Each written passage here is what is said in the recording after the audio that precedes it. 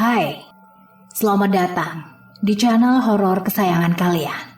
Cerita Seram. Channel yang memberikan berbagai kisah horor menarik yang bikin bulu kuduk kalian merinding. Pada kesempatan kali ini, Neng Desi akan membawakan sebuah kisah berjudul Lost in Mountain, Tragedi di Gunung Lawu, karya Sekmir Ririn. Segera saja, jangan lupa untuk menekan tombol subscribe dan notifikasinya, supaya Anda tidak ketinggalan cerita terbaru dari cerita seram. Baiklah, kita mulai saja ceritanya.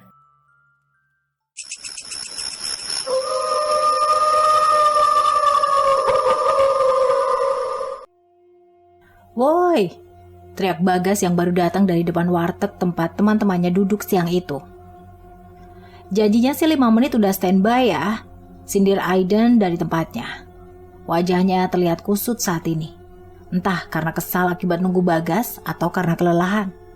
Gak heran sebenarnya, karena wajah Aiden itu mau biasa aja atau sedang kesal. Gak ada bedanya, tetap sangar. Ya maaf, kan gue ada kelas tadi. Jadi gimana? Tanya Jeffran setelah berhasil menenggak jus nanas yang tinggal sedikit dari gelasnya dengan susah payah. Mereka semua mengernyit heran. Gimana apanya sih? Jeffran menghela napas pelan, lelah dengan otak lemot teman-temannya. Katanya kita mau bahas tentang gunung yang mau dijadiin target. Gimana Yud? Tanya Devano pada Yuda yang duduk di sampingnya. Yuda yang ditanyai sempat mematung sesaat. Gue mau ikut aja, jawabnya setelah itu. Emang udah tahu mau hiking di mana gitu? Rido angkat bicara. Wisnu mengangguk. Gunung Lawu. Nanti kita kesana nyewa bus aja, jadi nggak usah bawa kendaraan lagi, jelasnya. Mereka semua mengangguk setuju. Toh mereka juga udah biasa mendaki dan pergi berombongan seperti ini. Kalian tahu kan apa aja yang nggak boleh kita lakuin di sana? Tanya Rizky yang sejak tadi dia menyimak. Di gunung ada banyak hal yang nggak boleh kita lakuin.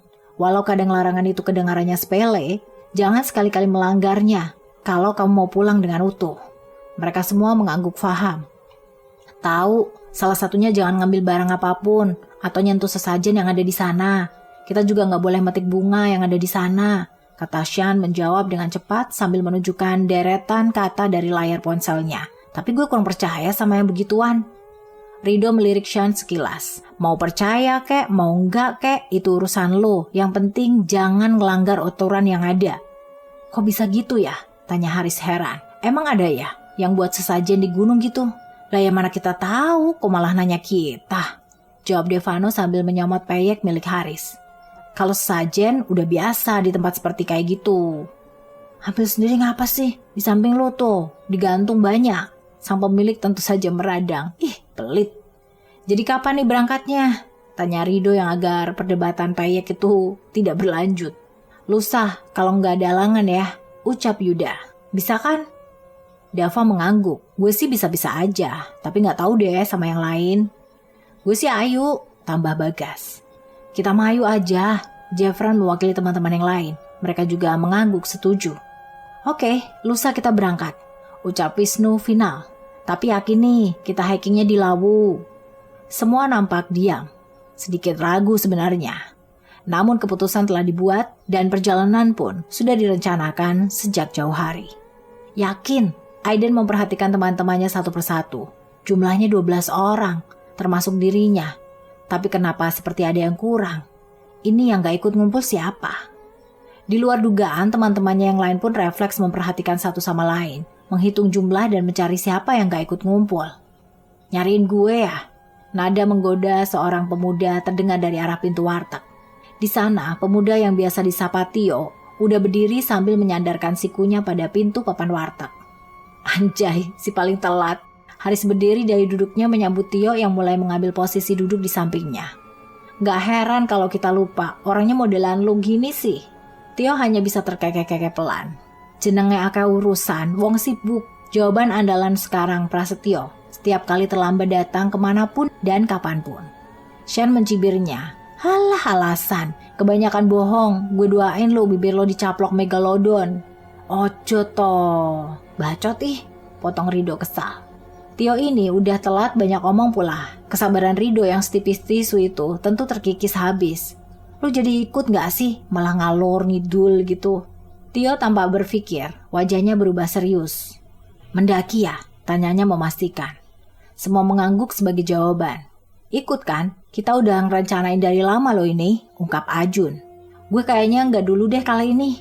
Tio menghela nafas resah. Raut wajahnya nampak berkerut. Ibuku gak ngasih izin. Cuma 2 hari yo. Masa gak diizinin? Biasanya kan dikasih. Lo ya jangan misuh ke aku toh. Wong yang gak ngasih izin itu kan ibuku.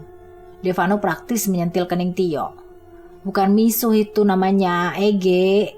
Ya udah, Wisnu mengetuk meja beberapa kali, meminta atensi teman-temannya. Jadi yang pergi kita aja, karena Tio gak dapat izin dan terpaksa dia gak bisa ikut kali ini. Prasetyo langsung memeluk Haris dramatis, menangis, meronta, mengeluarkan kekecewaannya. Nasib baik, karena sikap penuh drama Tio itu disambut baik oleh Haris. Drama gue cokot tuh congor modar lu berdua, desis Ajun sambil mengarahkan tangannya yang membentuk seekor ular ke arah Tio dan Haris. Acara makan-makan yang dibiayai ditanggung oleh Yuda setelah selesai.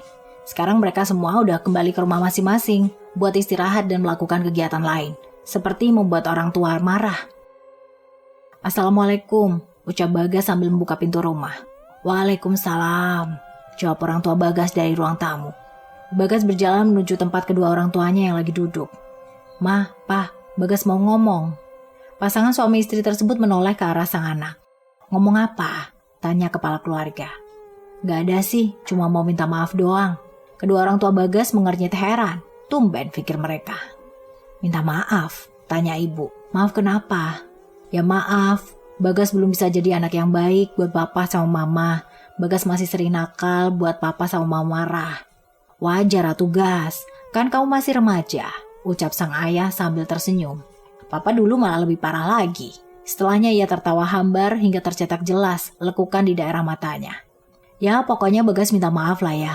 Lagian kan udah biasa Bagas minta maaf begini. Umur gak ada yang tahu mah, Pah. Iya udah dimaafin. Jangan buat orang tua khawatir. Kamu anak mama sama papa satu-satunya loh, kata sang ibu sambil mengelus rambut Bagas dengan lembut. Bagas tersenyum dan mengangguk. Lusa nanti Bagas mau naik ke gunung lagi bareng Yuda dan yang lain. Boleh ya? Sebenarnya Bagas agak ragu untuk minta izin kali ini. Tanya mama kamu tuh. Kalau papa yang penting kamu gak macem-macem di sana. Bagas kembali mengangguk samar. Ia sempat menggigit bibirnya karena gugup akan respon sang ibu. Dapat ditangkap oleh Bagas raut khawatir milik ibunya. Kalau nggak ikut dulu untuk pendakian ini, bisa. Bahu Bagas merosot kecewa. Tapi udah janjian mah, Bagas bakal baik-baik aja kok. Disela membujuk sang ibu. Bagas menyenggol siku ayahnya, memberi kode untuk membantu. Gak apa-apa, izinin aja. Lagi pula mereka perginya kan juga rombongan. Mereka juga udah biasa kan mendaki. Pasti mereka udah paham lah apa aja yang harus dilakukan supaya selamat. Hati Bagas berdebar kencang saat melihat usaha sang ayah membujuk ibunya. Rasa beruntung karena jadi anak tunggal menyelimuti hatinya saat ini. Tapi harus pulang dalam keadaan utuh ya. Bagas mengangguk cepat dengan wajah berbinar.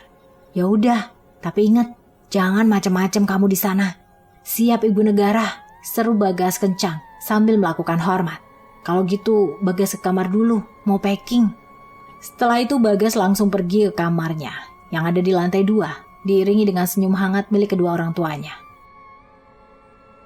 Hari ini, tepat di mana ke-12 pemuda itu akan berangkat menuju gunung yang akan mereka daki. Prasetyo turut hadir mengantar teman-temannya. Saat ini mereka semua sudah bersiap dan pergi, namun ada sedikit kendala. Bus yang mereka sewa untuk mengantarkan mereka memiliki masalah pada mesin yang mengakibatkan mesin bus mati total dan otomatis nggak bisa digunakan. Mereka terpaksa cari bus lain sebagai pengganti. Untung aja dapat. Ya udah berangkat yuk, udah semua kan? Ajak Yuda pada teman-temannya. Dava menyela. Bentar dulu, lu lihat nih, si bekantan nempel mulu kayak gue. Dava menyindir Tio masih setia menggandeng tangannya. Wajahnya dibuat semelas mungkin. Sontak aja mereka tertawa setelah mendengar ucapan Dava. Kecuali Tio yang langsung melepas gandengan tangannya. Gue pengen ikut Ege, tapi takut kualat karena gak dikasih izin sama ibu, sungutnya kesal. Yaelah yo, kan masih ada kesempatan lain. Itu bibir gak usah dibonyong-bonyongin gitu deh. Dicokot megalodon tar, ejek Devano. Mereka semua kembali tertawa, termasuk Tio yang ikut tertawa lepas. Sifatnya memang udah biasa seperti itu kalau bersama teman-temannya. Namun kalau sedang bersama orang lain, percaya deh, ia akan jadi ice boy.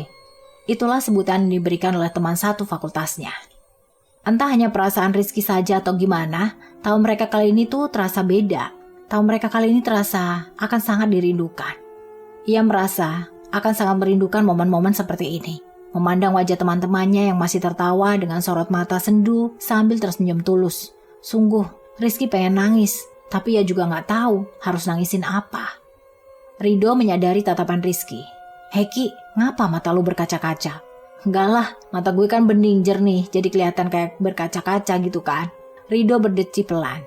Nyesel gue nanya. Wisnu melihat arloji di tangannya sudah pukul 12.40. Mungkin sudah waktunya mereka berangkat.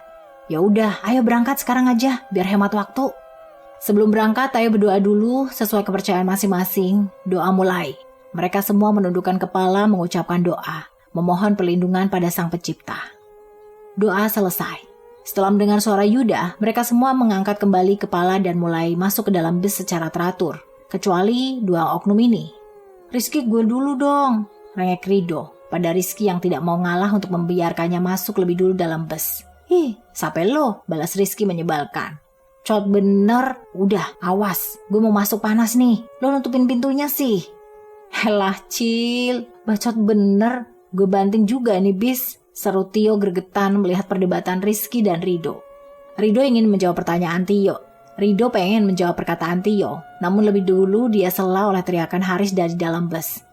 Rizky Rido, kembar tak seiras, cepetan, udah siang woy.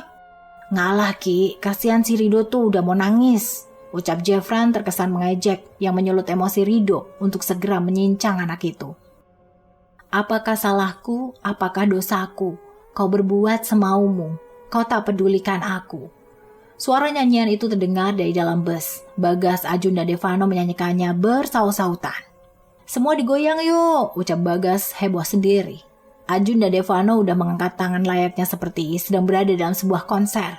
Mereka gak mempedulikan keributan di luar bus.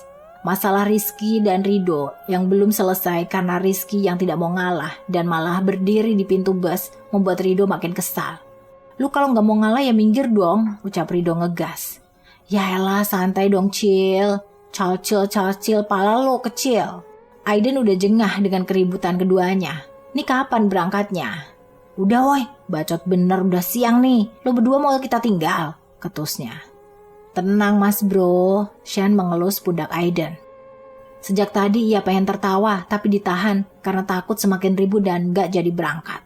Rizky mengalah. Sebenarnya ia hanya ingin mengganggu Rido saja sejak tadi. Melihat pemuda itu kesal sangat menyenangkan di matanya.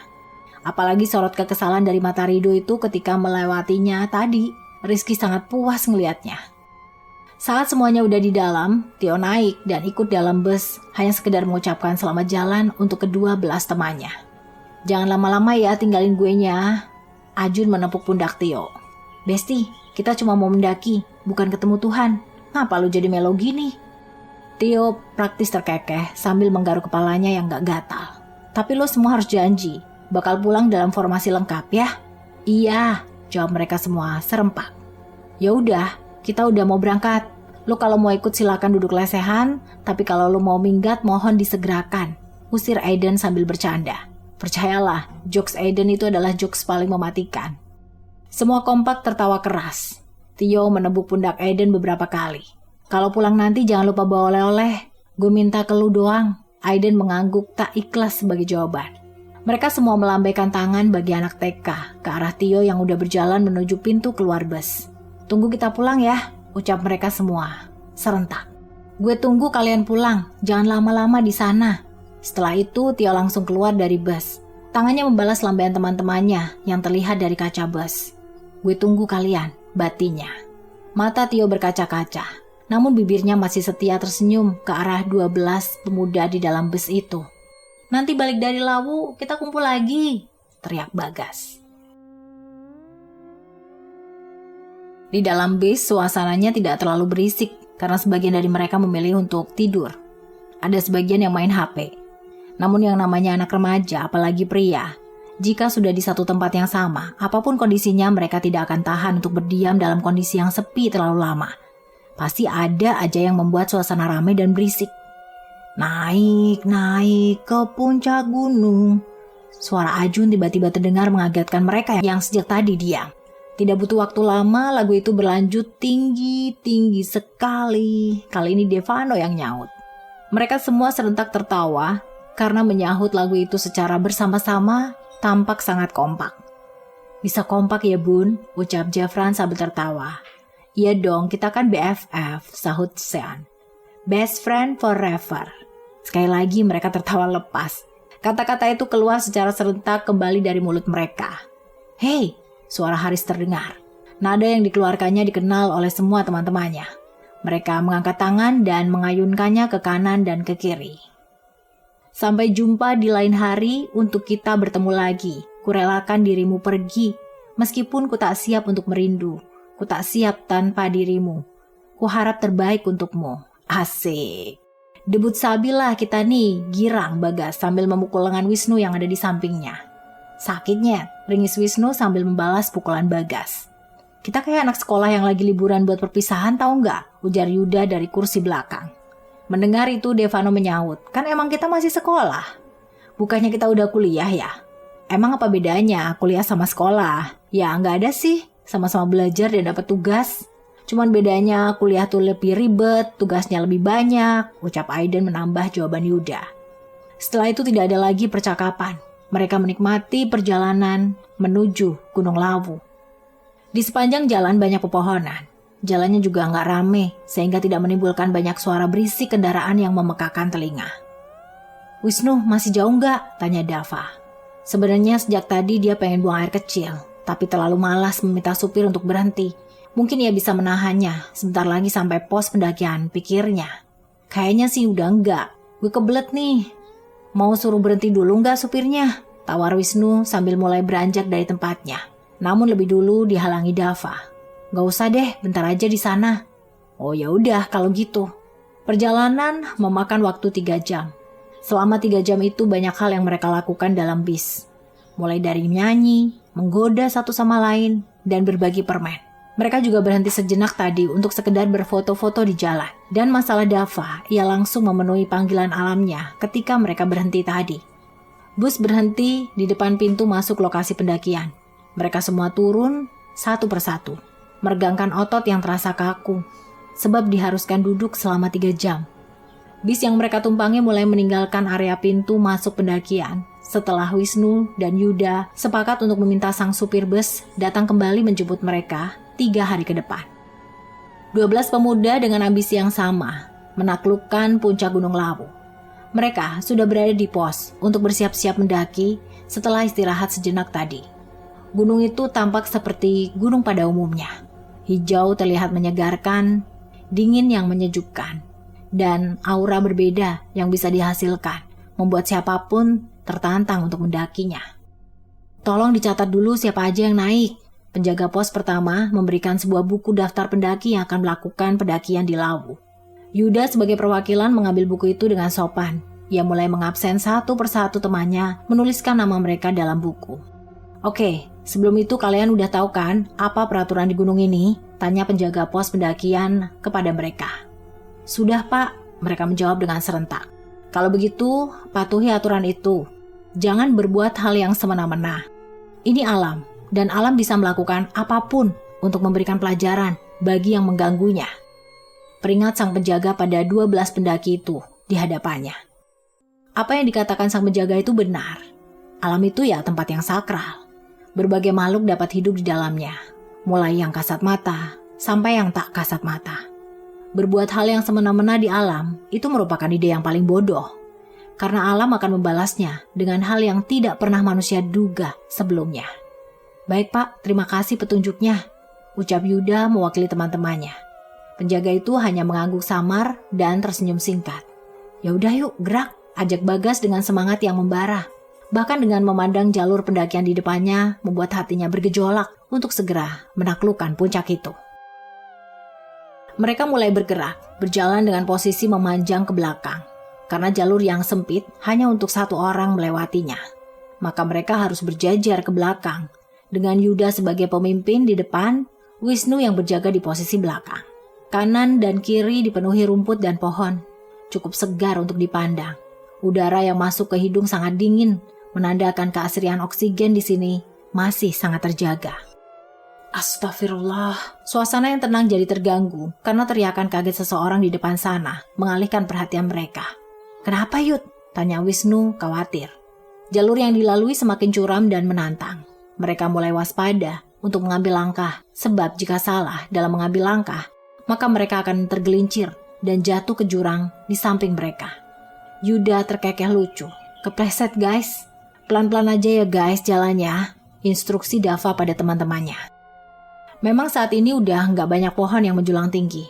Namun semak belukar di kanan dan kiri juga harus diwaspadai, sebab tidak jauh dari situ terdapat jurang. Memang tidak terlalu dalam, namun tetap saja menyimpan sejuta bahaya kalau terjatuh ke dalamnya. Meski sudah menjelang maghrib, di langit masih nampak warna biru cerah. Meski lebih dominan cahaya oranye dari matahari yang menghilang sebentar lagi. Rido berinisiatif mengambil foto dirinya dengan menampakkan langit biru di atasnya. Tidak banyak foto yang diambil, hanya satu foto saja udah cukup dengan hasil sempurna. Mereka dikagetkan dengan pekikan Shang yang tiba-tiba jatuh. Kakinya tidak sengaja menendang sebuah batok kelapa. Di dalamnya ada beberapa bunga yang nampak segar dengan buah berwarna merah cerah di tengahnya. "Lu gak apa-apa kan?" tanya Rizky khawatir. Shan menggeleng tanda kalau tidak ada yang perlu dikhawatirkan. Ia hanya terpleset dan kakinya tidak sengaja menendang batok kelapa yang entah sejak kapan sudah ada di samping jalur pendakian. "Cek, ini apaan? Ini apa sih? Bikin takut aja," decak Shan sambil mengambil batok kelapa tadi dan melemparnya begitu saja. Tentu hal itu mengundang keterkejutan teman-temannya. "Shan, kenapa dibuang?" tanya Ajun panik. Bukan apa-apa, hanya saja ia takut kalau itu semacam sesajen yang sengaja diletakkan di situ. "Itu cuma batok biasa yang isinya bunga sama buah. Kenapa?" Mereka semua terkejut. "Shan, tidak bisa sembarangan membuang benda yang ada di sini. Shan, gak seharusnya lo buang itu," tegur Aiden. Shan bingung, ada apa dengan batok itu? Apa mereka masih percaya dengan mitos-mitos gunung yang beredar?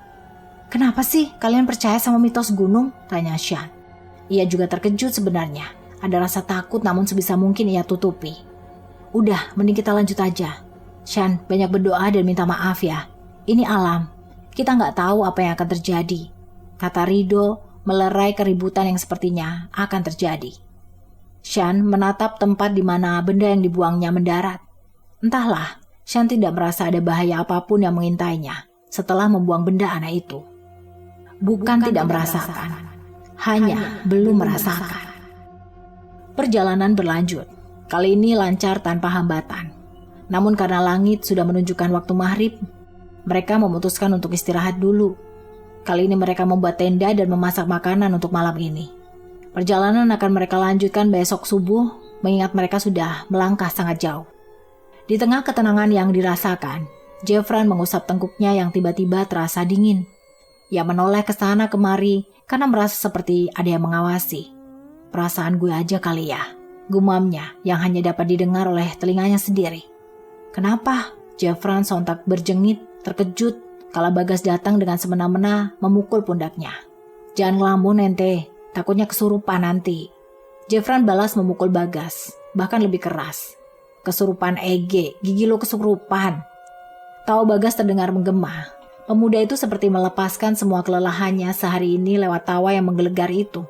Namun tiba-tiba tawa itu berhenti. Sang empu menatap Jeffran tajam. Yang ditatap tentu merinding seketika. "Kenapa lo?" Namun tanpa menjawab, Bagas perlahan menekan pundak Jeffran dengan seringai yang menakutkan. "Weh, tolong, si Arifin kesurupan." Sedetik kemudian, sentilan melayang ke arah dahi mulus Jeffran. "Jangan manggil nama bapak dong," seru Bagas kesal. Niat pengen mengerjai malah dongkol yang didapat. Yang lain hanya menonton mereka berdua sejak tadi. Sesekali tertawa kecil melihat tingkah Jeffran dan Bagas. Ribut mulu. Diambil Nyai baru tahu lah, gurau Sean yang terkesan menambah kegelapan malam. "Guys, kalian ngerasa ada yang aneh nggak dari pendakian kita kali ini?" tanya Ajun yang sejak tadi merasa gejolak lain dari tubuhnya. Ada rasa takut dan semangat di waktu yang bersamaan. Sama aja kayak biasa kan? Semua mengangguk setuju dengan jawaban Yuda. Ajun mengangguk singkat, lalu menggosok tengkuknya yang terasa hangat. Apa perasaan gue aja ya? Sean bergeser sedikit, agak lebih dekat dengan Ajun. Emang kenapa sih? Tanyanya penasaran. Gak apa-apa, tapi kok gue pengen pulang secepatnya ya? Besok sore juga kita udah pulang, tenang aja, ucap Devano sambil merangkul sepupunya itu. Gak ada keanehan yang terjadi setelah ini. Semua berjalan sebagaimana mestinya. Canda tawa masih mereka rasakan malam ini. Di dekat api unggun buatan Wisnu dan Bagas untuk menghangatkan tubuh mereka. Ditemani snack dan wedang jahe hangat yang disuguhkan Haris dan Aiden. Bernyanyilah dan terus tertawa. Walau dunia tak seindah surga, bersyukurlah pada yang kuasa. Cinta kita di dunia selamanya. Laskar Pelangi. Bercerita ditemani dingin yang menusuk ditambah hangatnya wedang jahe dan hawa hangat api unggun. Semua berjalan sebagaimana mestinya. Tidak ada kejadian yang membahayakan mereka semua. Yud, menurut lo gimana? Tanya Jeffran tiba-tiba. Yuda mengernyit. Apanya? Salah satu kebiasaan buruk Jeffran adalah bertanya tiba-tiba, dan pertanyaannya itu seringkali tidak dimengerti sama teman-temannya. Ya gimana menurut lo hiking kita kali ini? Kan tadi udah tanya itu tadi, seru Ajun sambil memukul pindah Jeffran. Yang dipukul meringis sambil menatap julid Ajun. Emang kenapa sih kalau gue tanya lagi, Mas Bulo? Gimana ya? Ya kayak biasa sih. Seru, gue seneng bisa bareng kalian di tempat yang gak biasa kayak gini. Setelah mendengar ucapan dari Yuda, Bagas, Ajun, Devano, dan Rizky, memekik gemas. So sweet banget. Mulai deh si Ajun kumat, sinis Aiden. Ajun menoleh garang ke arah Aiden. Sinis amat hidupnya si cabe, cibirnya kesal. Gue mau pendakian kita kali ini beda dari yang biasanya, celetuk Dava tiba-tiba. Maksudnya? Tanya Rido yang gak ngerti. Dava tersenyum sebentar. Gue mau perjalanan kita kali ini bisa dikenang orang banyak dan jadi sejarah paling top yang kita ciptain di gunung ini, ucapnya dengan mata berbinar. Caranya? Tanya Rizky dan Hari secara serentak. Mereka berdua saling memandang sebentar lalu bertos ria dan lanjut fokus ke pembicaraan. Nah itu yang gue gak tahu. Dava menghela napas pelan, diikuti tatapan kesal dari seluruh teman-temannya. Gue kirain sih lo tahu caranya. Decak Devano dibalas cengiran tanpa dosa milik Dava. Setelah itu semua terdiam, gak tahu harus apa. Suasana seketika sunyi. Hanya ada suara serangga malam, petikan kayu yang terbakar di depan mereka. Entahlah, gak biasanya mereka membiarkan suasana sesunyi seperti sekarang. Tapi kali ini sunyi itu benar-benar datang. Gak ada yang memecah keheningan dengan candaan kecil dan tidak bermutu. Semuanya diam larut dalam pikiran masing-masing. Deheman singkat dari Wisnu membuyarkan lamunan mereka. Mending kita nyanyi daripada diam gini, serem tahu. Lagu apa nih? Tanya Sean. Devano mengangkat tangan sambil berseru keras. Lingsir wengi aja woi. Bagas langsung memukul lengan Devano. Yang bener aja lo, serunya keras. Gak ngotak memang, lo mau kita ngumpul bareng Mbak Kunti? Ucap Ajun sambil menggosok kedua tangannya untuk menambah kehangatan yang terasa menghilang begitu aja. Ya maaf gitu aja ngamuk, dengus Devano kesal. Krak. Suara dahan patah mengalihkan perhatian mereka. Menolehlah ke sana kemari, namun hanya gelap yang mereka dapat di sekitar. Memilih acuh dan kembali bercengkrama hangat bersama. Haris, pulang dari sini lo mau ngapain? Tanya Sean tiba-tiba. Haris tampak berpikir sejenak, setelah itu menghentikan jarinya. Gue mau langsung ibadah. Wah, anak Tuhan Yesus, ucap Jeffran sambil mengelus pundak Haris. Ntar kita ibadah bareng. Jeffran langsung teringat sesuatu dan melanjutkan ucapannya. Maksud gue yang agamanya Kristen ya, jangan salah paham. Ya elah Jeff, kayak sama siapa aja lo. Kita juga paham kali.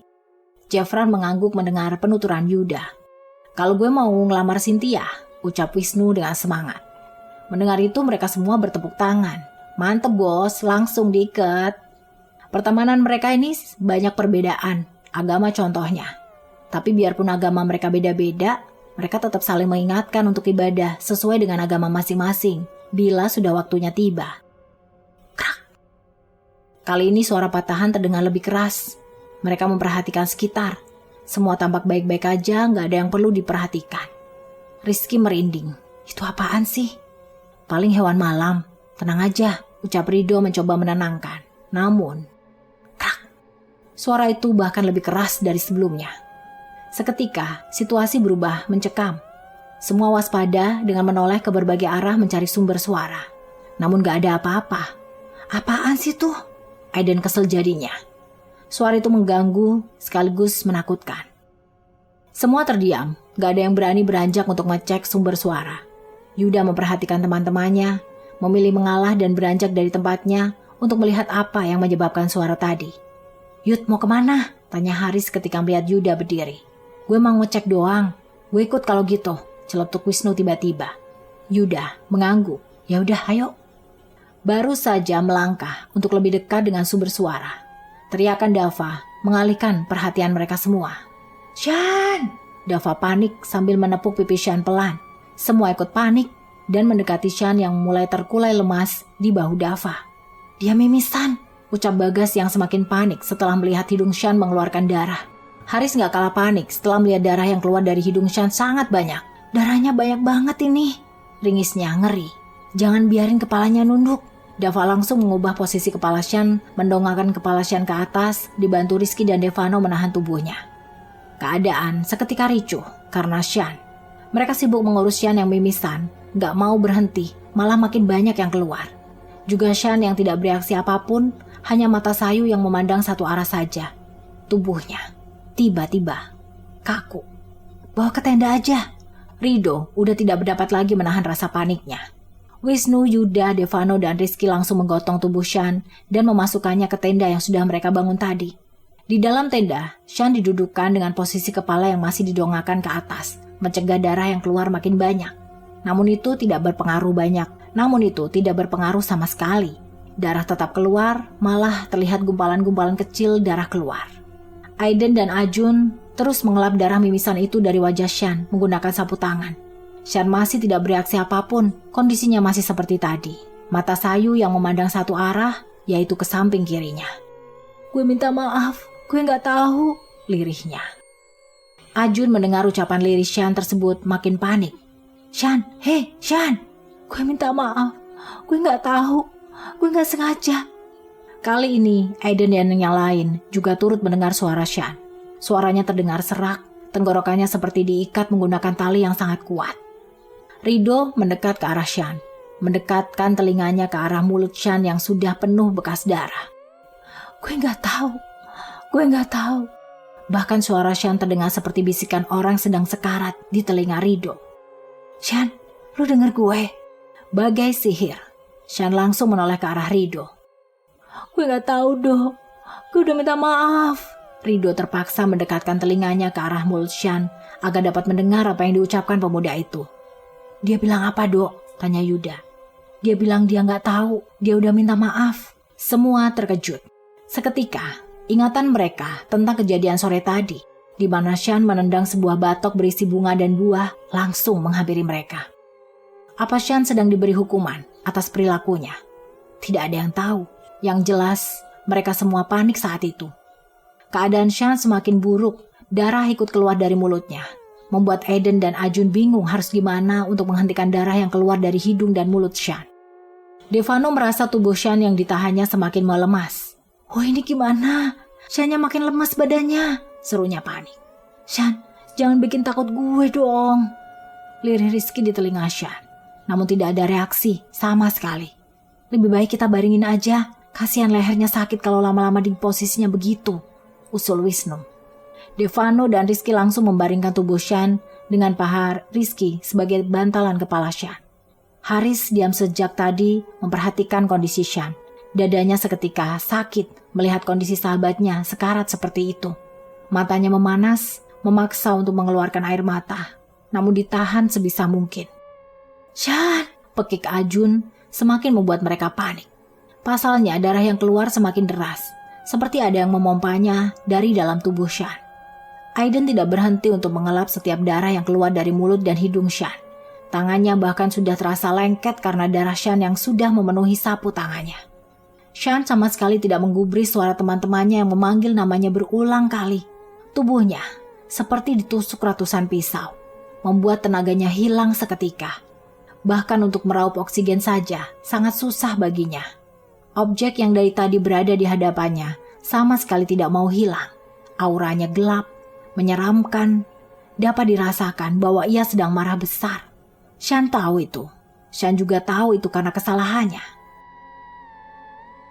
2 jam yang lalu, ketika semuanya sibuk dengan tugas masing-masing untuk mereka bermalam di gunung ini, Shan, Devano, dan juga Bagas mendapatkan tugas mencari kayu dan ranting kecil guna membuat api unggun.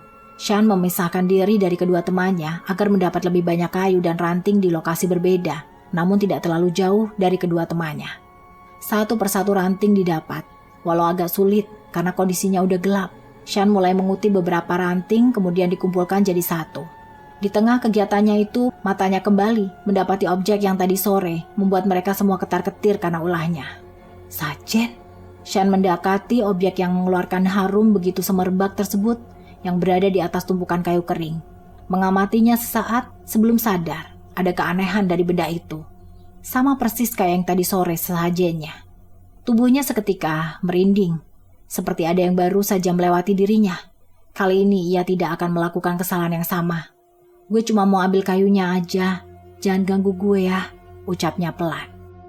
Di luar dugaan, saat salah satu kayu kering ia tarik, batok yang berisi beberapa buah dan bunga dengan berbagai jenis itu jatuh berserakan di tanah. Waduh, pakai jatuh lagi, bikin ribet aja. Geramnya sambil meletakkan kayu yang ia pegang dan ingin merapikan sesembahan itu. Namun baru aja ingin menyentuh batok kelapa yang udah tergeletak di tanah, suara Devano mengajaknya kembali terdengar cukup keras. Oi San, udah cukup, balik kuy. Iya bentar, jawabnya sambil berteriak. Buruan serem ini. Bodoh lah, dengus Shan sambil meletakkan kembali batok kepala itu, tanpa peduli dengan berbagai buah dan bunga yang berserakan. Ia mengambil satu tumpuk kayu dan ranting yang telah dikumpulkannya, kemudian bergerak pergi begitu saja, mengikuti kedua temannya. Gak apa-apalah, cuma begitu doang, gumamnya yang merasa tidak enak setelah meninggalkan kekacauan yang dibuatnya tadi. Maaf, berulang kali Shan mengucapkan kata maaf dalam hatinya. Namun ia tidak mau pergi sama sekali, malah semakin gencar menyiksa tubuh Shan secara tak kasat mata.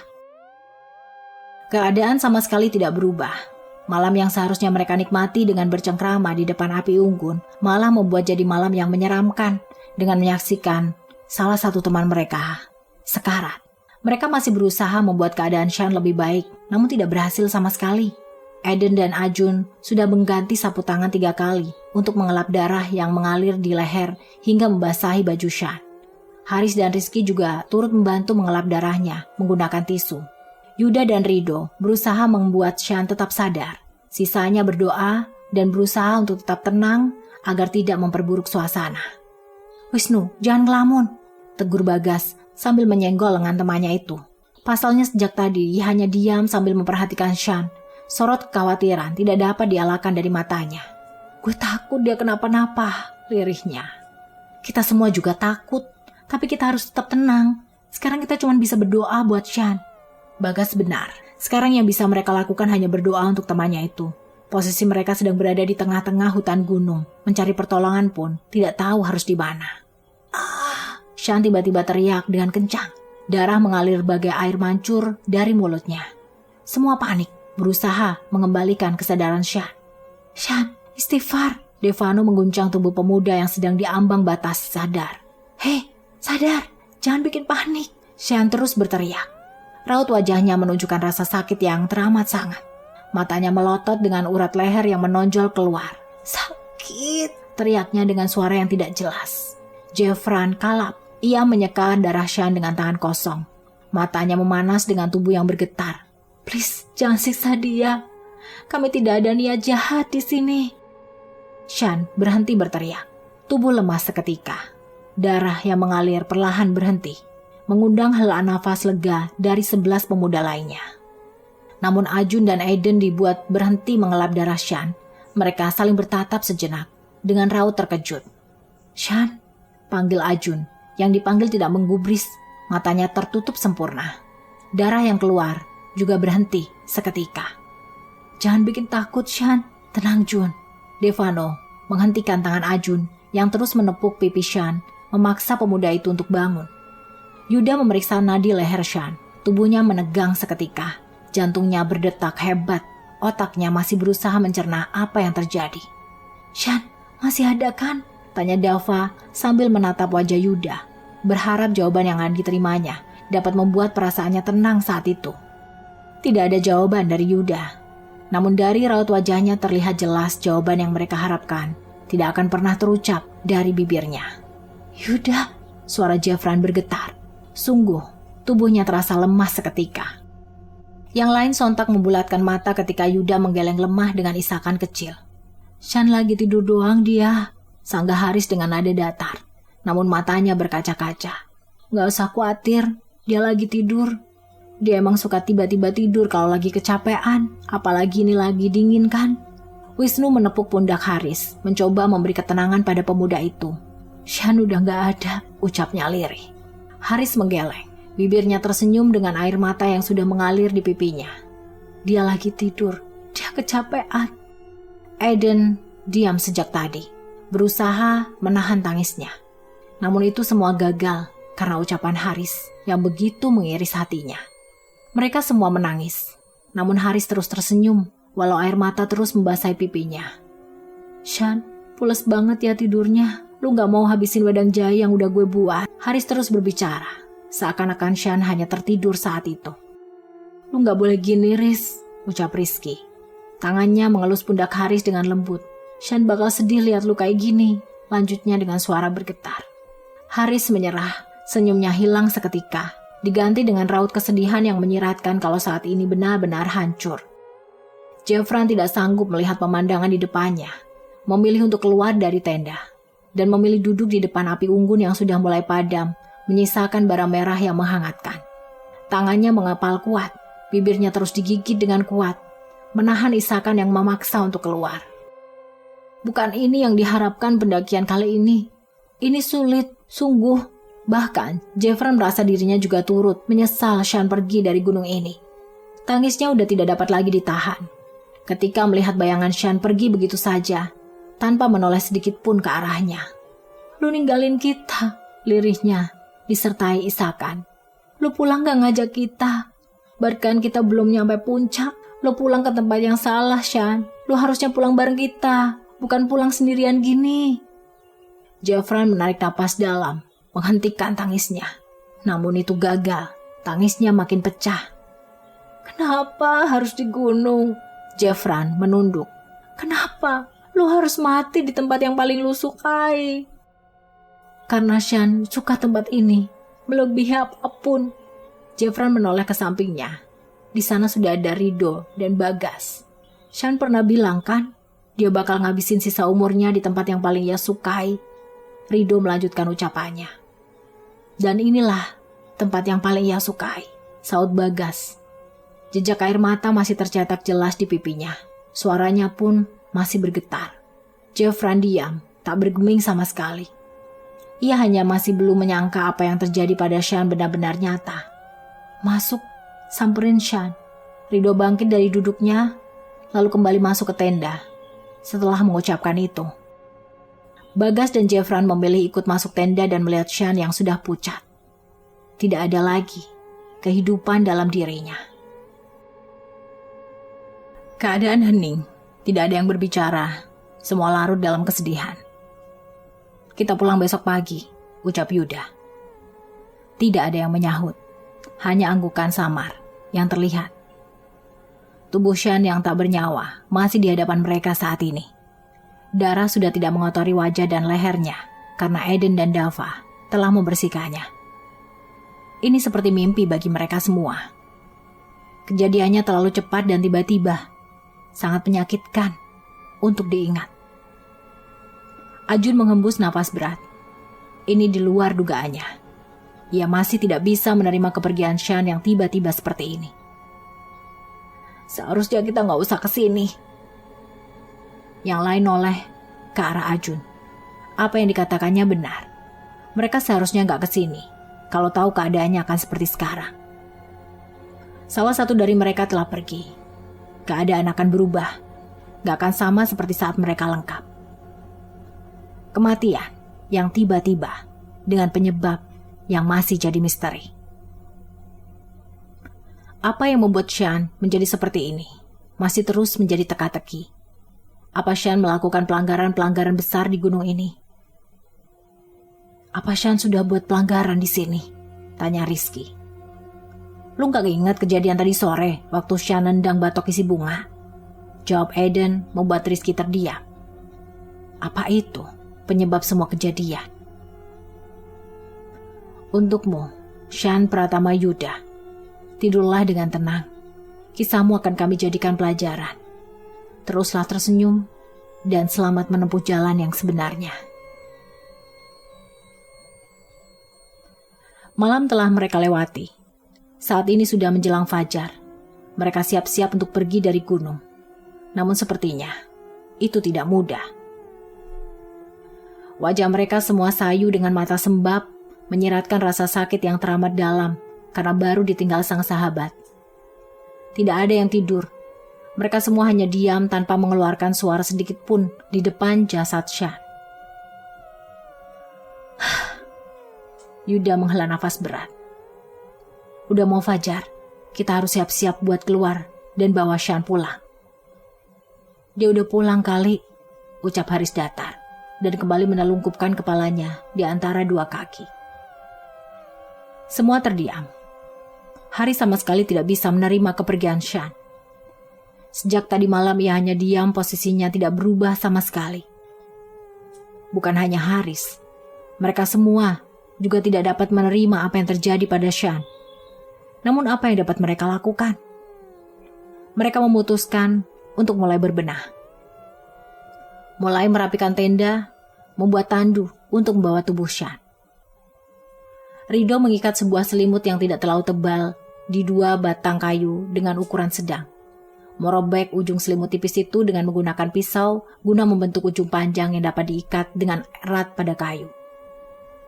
Lu yakin itu kuat, Dok? Tanya Bagas setelah selesai merapikan semua barang dan perlengkapan mereka. Rido berdeham sambil mengangguk. Daripada digendong, mending kita bawa dia pakai ini, ucapnya yakin. Bagas setuju saja. Sebenarnya tadi Haris sudah kekeh untuk menggendong tubuh Shan sampai mereka ke pos. Namun itu dilarang oleh mereka. Rido menghembuskan nafasnya pelan sambil menatap tandu yang baru saja dibuatnya. Semoga kita bisa cepat nyampe dan bawa Shan pulang, harap Rido. Suasana hening, gak seperti biasanya. Gak ada candaan yang dilontarkan, semuanya bungkam. Seakan suara dan raga mereka ikut pergi jauh bersama Shan. Ajun duduk sambil menggosok kedua tangannya guna mencari kehangatan. Mulutnya sedari tadi mendesis karena dingin. Kulitnya terasa beku saking dinginnya. Jun, lo oke kan? Tanya Devano yang tiba-tiba duduk di samping Ajun. Ajun hanya mengangguk sebagai balasan. Mulutnya gak kuat untuk mengeluarkan suara. Tangannya masih terus digosokkan untuk menghasilkan kehangatan yang seolah hilang. Padahal ia sudah memakai jaket yang tebal. Lu kedinginan banget itu, ucap Dava. Mau air hangat gak?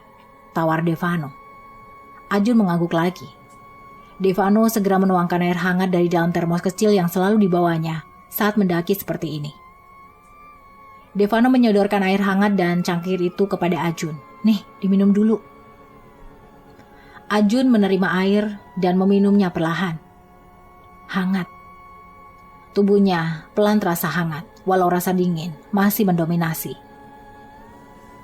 Mereka kembali berkumpul setelah menyelesaikan tugas masing-masing, mengelilingi jasad Shan. Yuda melirik jam di tangannya. Masih jam 4.30, yakin mau berangkat sekarang. Tunggu 30 menit lagi, gue masih kedinginan banget, ujar Ajun. Yuda pun mengangguk setuju. Semua kembali diam tanpa ada suara sedikit pun dari mulut mereka. Shh. Rido meringis sambil menggosok kedua tangannya. Heh, lu ngapa desah? Tanya Rizky yang terkejut. Sontak membuat pukulan dari Rido tepat di kepalanya. Mata lu desah, sinisnya. Rido hanya nyengir tanpa dosa. Jeffran merogoh sakunya, mengambil benda pipih yang dari kemarin tak ia gunakan. Gak ada sinyal. Kesalnya sambil mematikan kembali HP-nya dan memasukkannya ke kantong. Wisnu menoleh ke arah Jeffran. Lagian mana ada sinyal di tempat begini, Jeff, ucapnya sambil tersenyum simpul. Aiden menoleh ke kanan ke kiri, bergerak dengan gelisah. Dava dan Haris menyadarinya. Lu kenapa sih? Tanya Dava yang ikut menoleh ke kanan dan ke kiri.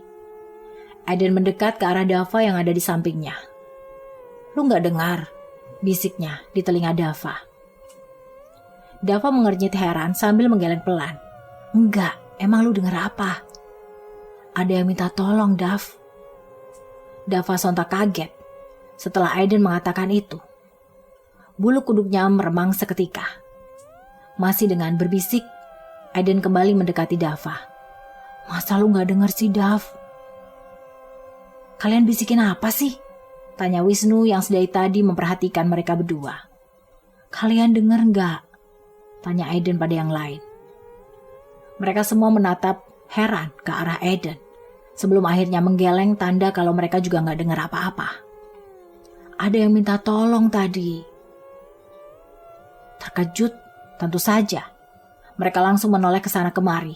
Entahlah, mereka hanya ingin memastikan tidak ada hal aneh di sekitar mereka. Apalagi jasad Shan masih di depan mereka. Perasaan lo aja kali, sangga Ajun untuk menepis segala pikiran buruk di kepalanya. Aiden menggeleng. Enggak, suaranya kenceng kok. Dari tadi teriak minta tolong. Devano merinding seketika. Sungguh dia bukan seorang penakut. Namun kalau di tempat seperti ini dengan kondisi ada jasad di depannya, maka Devano yakin kalau keberaniannya pasti tertinggal di rumah saat ini. Jangan bikin gue takut dong, rengek Rizky sambil memeluk tangan Yuda. Apaan sih Ki? Awas ah. Risih Yuda sambil melepas tangannya di peluk Rizky. Kalian serius gak dengar? Tanya Aiden sekali lagi. Pasalnya suara itu kembali terdengar di telinganya, bahkan sangat jelas. Suaranya kenceng banget loh. Semua menggeleng. Sungguh mereka nggak ngedenger apapun. Aiden menoleh ke arah Haris yang sejak tadi diam. Haris yang sadar langsung balas menoleh ke arah Aiden. Haris mengangguk samar. Lu denger, Riz? Haris mengangguk. Ia juga mendengar suara minta tolong sejak tadi. Tapi ia biarkan saja. Karena mungkin itu hanya perasaannya saja. Suaranya menggema. Kencang banget, ucap Haris. Mereka semua makin merinding. Sungguh, ini menakutkan. Selama mereka mendaki, baru kali ini ada kejadian aneh dan menyeramkan yang mereka alami. Apapun kamu, tolong jangan ganggu kami. Teriak Yuda yang tidak sanggup melihat wajah panik sekaligus takut teman-temannya. Yuda, lirih Aiden. Jangan teriak gitu, suaranya makin kencang. Haris sudah menutup kedua telinganya menggunakan tangan. Suara itu makin keras saja. Teriakan minta tolong disertai tangisan menggema, menyeramkan. Yuda dan Wisnu membacakan beberapa ayat Al-Quran untuk mengusir jauh suara itu. Jeffran juga menggenggam salib di lehernya, sembari memohon perlindungan pada Tuhan. Yang lain juga turut berdoa dalam hati dengan berpasrah diri dan berprasangka baik atas Tuhannya. Mereka yakin, dengan kehendak Tuhan, mereka akan selamat dan selalu terlindungi. Di lingkar persahabatan mereka, yang beragama non-muslim ada 2 orang, yaitu Jeffran dan Haris. Sisanya beragama Islam. Suaranya udah gak ada lagi, ucap Haris. Mereka pun semuanya bernafas lega. Devano memegang dadanya. Gue jantungan anjing, serunya spontan. Rizky langsung memukul mulut Devano dan memandangnya horor. Mulut lu ngap, ngomong kok gak difilter. Rido, panggil Ajun sambil menggoyang tubuh temannya itu. Lu kenapa? Rido langsung menoleh ke arah Ajun. Emang gue kenapa? Tanyanya datar. Astagfirullah Dok, datar banget tuh muka, jadi serem. Kata Ajun setelah melihat wajah Rido. Yuda melirik jam tangannya, sudah pukul 05.20. Ternyata tidak terasa karena mereka kembali menyalakan api untuk menghangatkan tubuh yang kedinginan karena embun pagi. "Kita bisa berangkat sekarang?" tanya Yuda, dibalas tangguhkan semua temannya. Semua berdiri dari duduknya dan mulai menggendong tas milik mereka masing-masing. Kecuali Rizky, Yuda, Wisnu, dan Devano, karena mereka akan menggotong tubuh Shan menggunakan tandu yang dibuat Rido. Tas mereka akan ditinggal, hanya barang yang sekiranya penting saja yang dipindah ke dalam tas beberapa pemuda lain. Langit sedikit terang, namun berkabut, disertai sedikit gerimis yang masih bisa dilalui untuk turun ke bawah. Rencana mereka untuk menaklukkan puncak Gunung Lawu hangus sudah. Bukannya pulang untuk membawa kebahagiaan karena berhasil menaklukkan puncak Gunung Lawu. Mereka malah harus pulang dengan bawa berita duka untuk keluarga Shan. "Sebelum kita turun, ayo kita berdoa di hati masing-masing," kata Wisnu menginstruksikan teman-temannya. "Berdoa, mulai." Mereka menundukkan kepala berdoa di dalam hati untuk keselamatan mereka semua dan memohon perlindungan kepada Tuhan Yang Maha Esa. Berdoa selesai. Mereka kembali mengangkat kepala setelah selesai berdoa, menarik nafas dalam-dalam dan menghilangkan gugup yang entah dari mana dan karena apa. "Kalian jalan di tengah aja, biar gue sama yang lain nanti bagian depan sama belakang," ucap Rido menjelaskan posisi mereka berjalan. Memang akan sulit karena jalurnya tidak terlalu lebar, ditambah curam dan sedikit berbatu akan sangat menyulitkan mereka saat ini. Ajun, Aiden, dan Jeffran mengambil posisi jalan di depan dengan Ajun sebagai pemimpin jalan kali ini. Di bagian tengah, Yuda, Wisnu, Rizky, dan Devano menggotong tubuh Shan, dan sisanya di bagian belakang dengan Bagas yang berada di posisi paling belakang. Mereka mulai berjalan dengan sangat hati-hati, tidak jarang sesekali terpleset karena kerikil. Ditambah cuaca yang sepertinya tidak memihak pada mereka. Saat ini kondisinya berkabut, dengan hujan gerimis yang masih setia turun sejak tadi. "Pelan-pelan, Dav," ucap Bagas, sambil menahan tubuh Dava yang hampir jatuh karena terpleset. "Makasih ya bro, kalian aman kan?" tanya Ajun memastikan teman-temannya di belakang. "Aman." Perjalanannya terus mereka lanjutkan.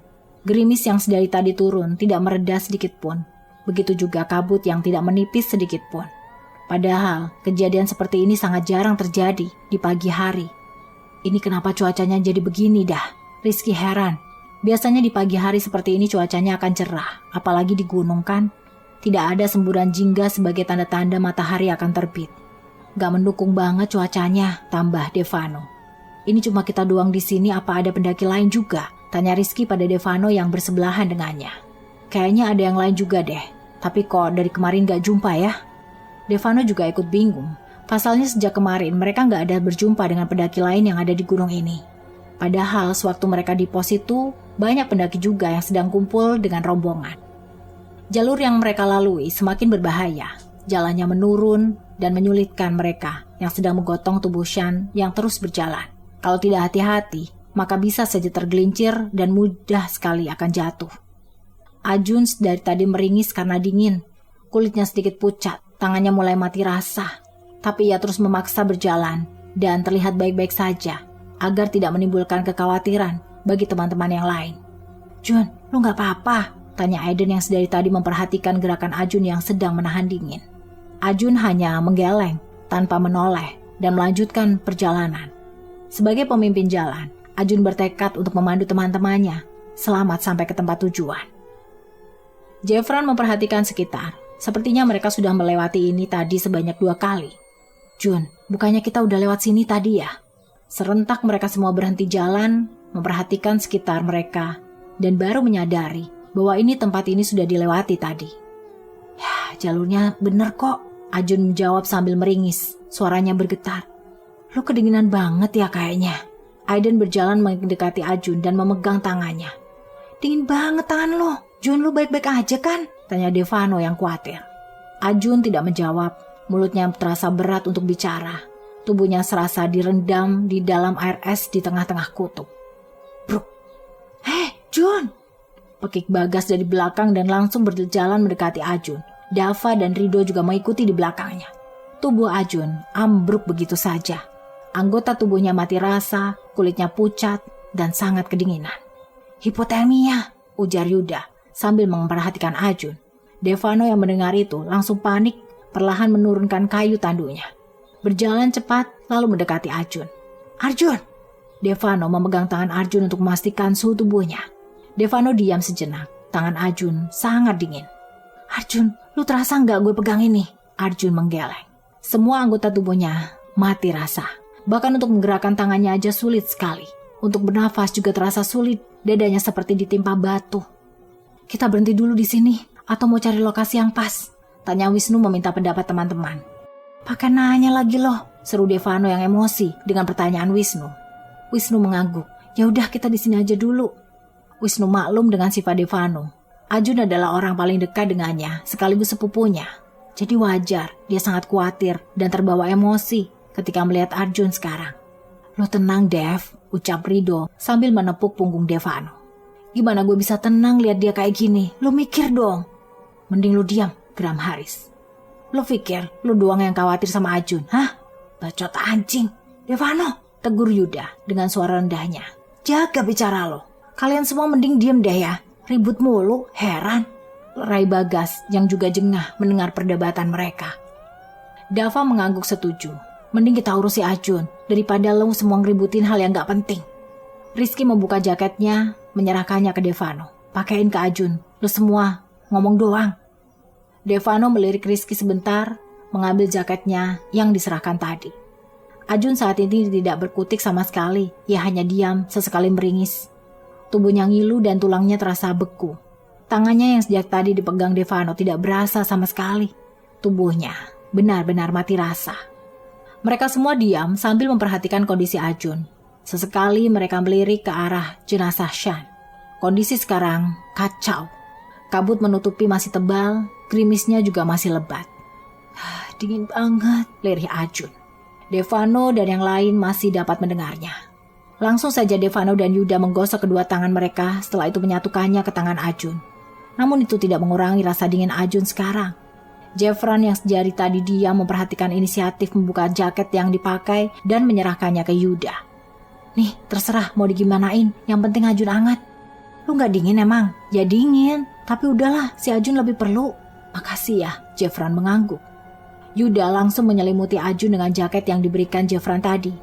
Yang lain masih diam sambil memperhatikan. Mereka tidak tahu harus berbuat apa. "Gue mau cari bantuan," celetuk Rizky tiba-tiba. "Gue bakal coba nyari bantuan, mungkin ke bawah dikit lagi bakal jumpa sama yang lain." Entah, emang terbawa suasana atau apa, Bagas menggelengkan kepala.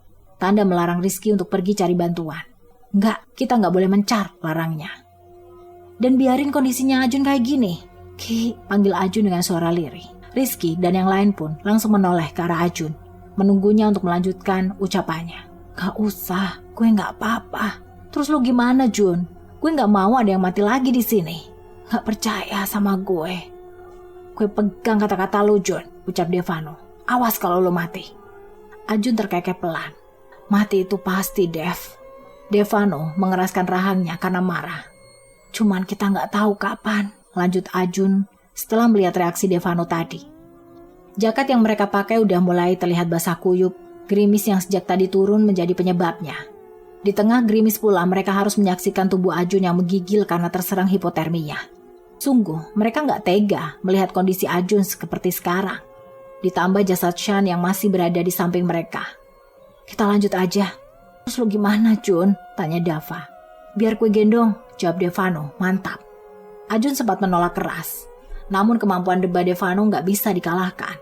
Berakhirlah, ia ngalah dan mau tidak mau harus digendong Devano. Memutuskan untuk melanjutkan perjalanan dengan Arjun yang berada di gendongan Devano. Posisi Devano yang sebelumnya menggotong Shan digantikan Jeffran. Kini yang memimpin jalan adalah Rido, dan Bagas tetap jadi pemantau di belakang. "Berat banget sih lo, Jun," keluh Devano.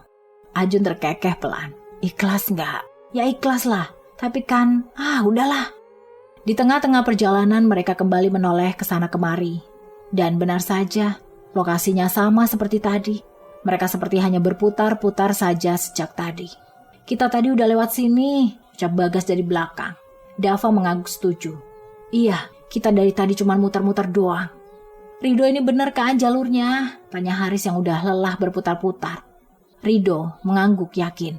"Bener kok, jalurnya bener."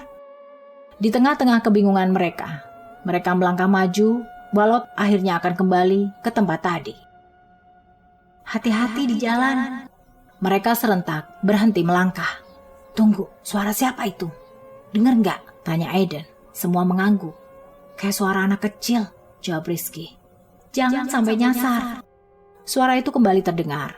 Suaranya seperti suara teriakan anak kecil yang lokasinya jauh dari sini.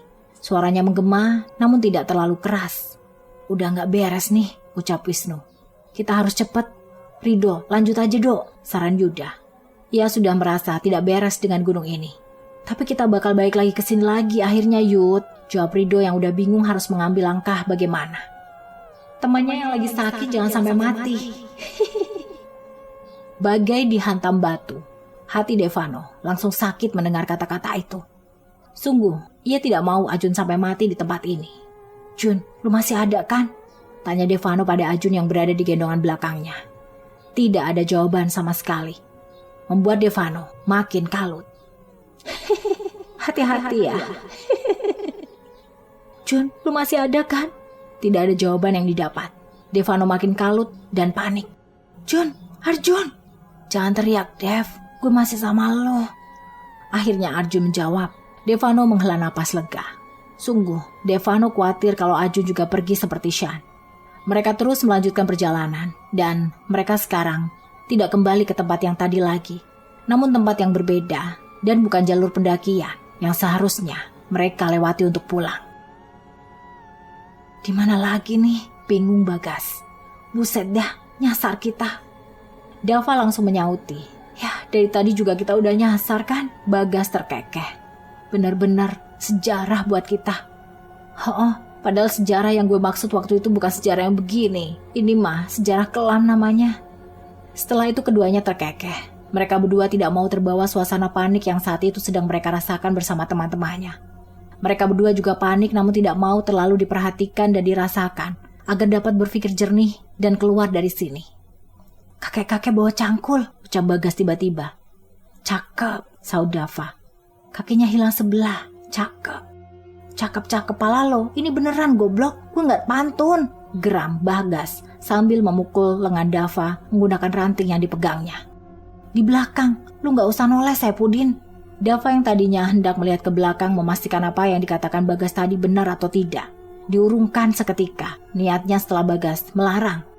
Dav, bilang ke yang lain jangan ada yang noleh ke belakang, bisik Bagas pada Dava. Dava mengangguk tanpa menoleh sedikit pun ke arah Bagas yang di belakangnya. Jika ditanya apakah Bagas takut saat ini, tentu jawabannya iya. Bayangkan saja, mereka sedang tersesat di gunung yang berkabut tebal, dihadiahi pemandangan menyeramkan seperti di belakangnya. Apa nggak dak-dikduk jantungnya? Woi, kata Bagas, jangan ada yang noleh ke belakang, teriak Dava. Bagas melebarkan matanya, yang refleks kembali memukul lengan Dava menggunakan ranting yang sama. Ngapain lu teriakin Saipudin? Geram Bagas. Kenapa Dav? Teriak Rido dari depan. Ada apa emang di belakangnya? Harisiku teriak dari tempatnya. Bagas kenapa di belakang oi? Rizky teriak. Ia sudah gregetan pengen noleh ke belakang tapi takut nanti malah dapat yang enggak. Jangan teriak oi, saut Yuda tanpa sadar. Ia juga ikut teriak. Bagas sudah berkeringat dingin. Ini kenapa malah saling teriak di depan?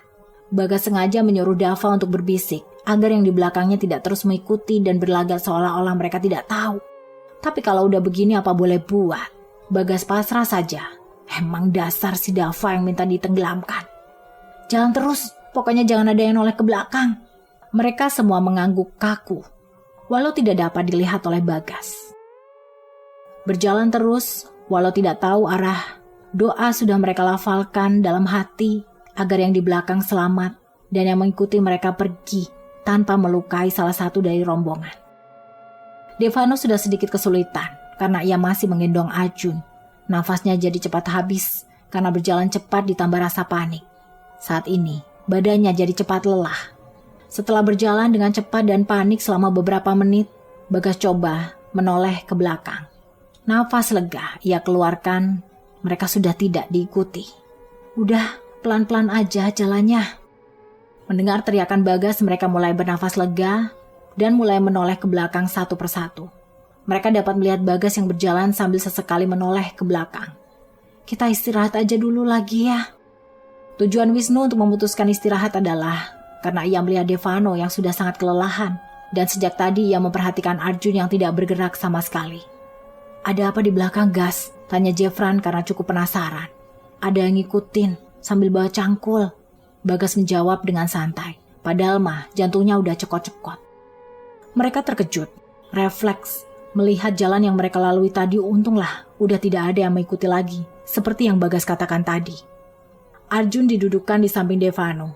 Tubuhnya disandarkan di pohon yang tidak terlalu kecil. Jun, panggil Devano dengan tenang. Arjun yang semula menutup mata mulai membukanya secara perlahan. Lo masih kuat kan? Arjun menggeleng sambil tersenyum. Sungguh dingin yang ia rasakannya sudah tidak dapat ditahan lagi. Tulangnya seperti dibekukan. Tubuhnya seperti direndam air es di tengah kutub yang membuat dadanya sesak dan sulit bernafas. Mata Devano berkaca-kaca setelah mendapat jawaban berupa gelengan dari Arjun. Arjun masih tersenyum di saat kondisi seperti ini. Bukan hanya Devano, mereka semua sudah menunduk guna menyembunyikan raut resah dan gelisah yang tercetak jelas di wajah masing-masing. Sudah dapat dirasakan kalau Arjun juga akan meninggalkan mereka dan pulang sendiri tanpa mengajak satupun dari temannya. Kalian harus pulang, lirik Arjun dengan bibir yang sudah pucat. Maaf, gak bisa nemenin sampai ke pos nanti. Air mata udah gak dapat Devano tahan. Yuda dan Wisnu sudah mengalihkan perhatiannya ke arah lain agar tidak melihat pemandangan menyedihkan di depan mereka. Yuda, Wisnu, kalian marah sama gue? Hati mereka berdua mendadak seperti ditusuk pedang tajam mendengar pertanyaan yang keluar dari mulut Arjun. Kalian sampai gak mau ngelihat gue gitu. Jangan lupa ngumpul lagi pas balik dari sini. Devano yang bayar. Arjun terkekeh pelan. Gak ada yang lucu dari candaannya Arjun saat itu. Memperhatikan raut sedih teman-temannya dengan air mata yang sudah mengalir di pipi mereka, Arjun kembali tersenyum. Kalian jangan nangis. Gue minta maaf karena udah nyusahin. Jangan ngomong gitu, Jun. Kita bakal pulang bareng, ucap Rido sambil menghapus air matanya. Tapi gue udah dijemput, Dok. Gue mau pulang. Arjun menatap lurus ke depan. Matanya terlihat berbinar, seolah ada yang menarik seluruh perhatiannya saat ini. Kita datang ke sini bareng, Jun. Jadi pulang juga harus bareng. Lo bakal pulang sama kita. Bagas menegaskan dengan suara yang lantang. Walau terlihat tegar, namun suaranya tetap bergetar. Saat melihat tatapan Arjun sama sekali tak beralih. Ia masih tetap menatap sesuatu yang mungkin tidak bisa teman-temannya lihat. Yuda menepuk pipi Arjun beberapa kali, meminta perhatian pemuda itu. Jun, lo lihat apaan sih? Jangan liatin aja. Kalau memang diajak lo buat pergi, jangan ikutin. Arjun tersenyum lembut, matanya semakin sayu. Tapi dia udah datang. Dia ngajak gue buat pulang.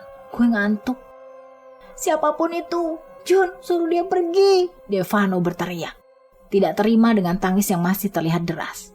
Pemuda itu duduk di samping Arjun dengan lemas. Tubuhnya dipaksa untuk duduk dengan tegap oleh dorongan tangan Aiden dan Haris. Tunggu ya, izin dulu sama teman-teman. Arjun melirih dengan suara bergetar. Tangannya menggenggam erat tangan Devano. Seluruh rasa sakit yang menyiksa tubuhnya, ia lampiaskan lewat genggaman itu. Dava menghela nafas dalam, matanya udah cukup memburam karena pemandangan menyakitkan ini. Jangan ditahan lagi, kasihan. Kita nyiksa Arjun secara nggak langsung. Kalimat yang seharusnya ia tahan di kerongkongan keluar begitu saja saat melihat tatapan berbinar Arjun semakin layu. Rizky bergeser dari posisinya. Ia duduk tepat di samping Arjun. Maka dengan perlahan ia tarik tubuh sang teman yang sudah benar-benar lemah. Dengan perlahan ia baringkan tubuh itu dengan paha miliknya sebagai bantalan kepala Arjun. Sekarang lu boleh tidur, Jun. Tidur yang nyenyak. Tapi sebelum lu tidur sepenuhnya, Devano bakal bimbing lu. Dia yang bakal nganter lu ke alam tidur. Mau kan? Arjun mengangguk pelan. Terlihat raut wajahnya kembali bersemangat. Binar di matanya terlihat begitu indah. Demi apapun, mata pemuda itu terlihat sangat indah sekarang. Ki, Devano menggeleng tanda tak terima. Ia tidak bisa menerima jika hal itu terjadi sekarang. Namun ketika melihat binar mata Arjun tiba-tiba menatapnya, hatinya mencelos seketika. Tubuhnya bagi dihantam ribuan tombak ketika kedua netra itu seolah-olah meminta pertolongan padanya. Dev, bimbing dia, tegas Wisnu. Tangannya meremas erat bagian bawah jaketnya, hingga kuku-kuku jarinya terlihat memutih. Jangan biarin dia kesakitan lagi. Jeffran mengalihkan perhatiannya, menatap langit yang terlihat abu-abu. Begitu sakit melihat Arjun yang ingin segera pulang dengan menemui ketenangan. Namun harus dipaksa tinggal oleh ego teman-temannya yang tidak tahu apa itu yang mengikhlaskan. Akhir dari petualangan itulah panggilan Tuhan, celetuk Aiden.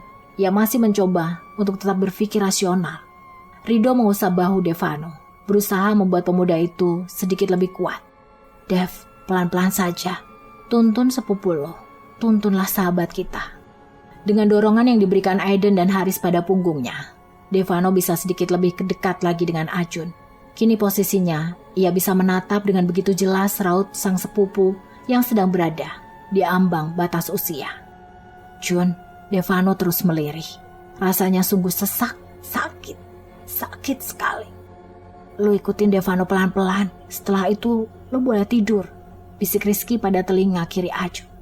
Arjun tersenyum lembut, merasa umurnya akan benar-benar habis saat ini. Devano, untuk yang terakhir kali, tolong bimbing gue ngantuk, mau tidur. Dengan tubuh yang dipaksa kuat dan hati yang ditekan untuk tegar, Devano mendekatkan bibirnya ke arah telinga kanan Arjun, membisikkan kalimat tahlil dengan perlahan. La ilaha, la ilaha. Arjun mengikuti Devano dengan suara yang sudah terputus-putus. Suara tangisan yang tertahan dari mereka semua mengiringi Arjun yang akan segera menutup mata dan tertidur. Devano menarik nafas, menahan tangis yang terus memaksa untuk keluar. Ilallah. Dengan begitu saja, mata Arjun tertutup rapat secara perlahan-lahan. Ia akan mulai menempuh perjalanan yang sebenarnya untuk pulang. Devano menunduk untuk sekedar meredam tangis yang semakin menjadi-jadi, namun gagal. Sang sahabat pergi di depan matanya setelah ia bimbing untuk mengambil jalan yang benar. Sungguh, kesedihan terdalam yang ia rasakan. Sekali lagi, mereka ditinggal teman sekaligus sahabat mereka di tempat ini. Tangisan tak lagi mereka tahan. Air mata tak lagi mereka hapus untuk menyembunyikannya dari Arjun. Biar Arjun tahu, mereka semua hancur setelah ditinggalkannya. Belum ada 24 jam setelah Sean pergi, dan sekarang Arjun pergi menyusul begitu saja. Dan meninggalkan kesedihan yang mendalam untuk teman-temannya. Jangan lupa jagain kita dari atas sana, bisik Aiden di telinga Arjun. Sekarang lu gak bakal kedinginan lagi. Tidur yang nyenyak, brother, Jeffran berucap pelan sambil menatap wajah tenang Arjun dengan lamat. Kirim salam buat Sean. Tangis Devano makin pecah saat melihat bayangan Arjun pergi di belakang Bagas yang sedang menangis. Arjun tersenyum manis, setelah itu bayangannya hilang begitu saja. Rido, Wisnu, Yuda, Rizky dan Dava juga melihat Arjun. Mereka ikut tersenyum kala bayangan Arjun melambai pada mereka dengan senyum yang indah. Selamat jalan kawan, ucap mereka dalam hati. Sekarang 2 dari mereka sudah pergi, menyisakan luka dalam hati kerabat yang mereka tinggalkan, tidak menunggu mereka untuk pulang. Pulang seorang diri, tanpa salam perpisahan yang pantas. Untukmu Aditya Arjun Pranata, tidurlah dengan tenang. Kepergian yang menyisakan nama akan jadi sebuah cerita yang kami kenang bersama.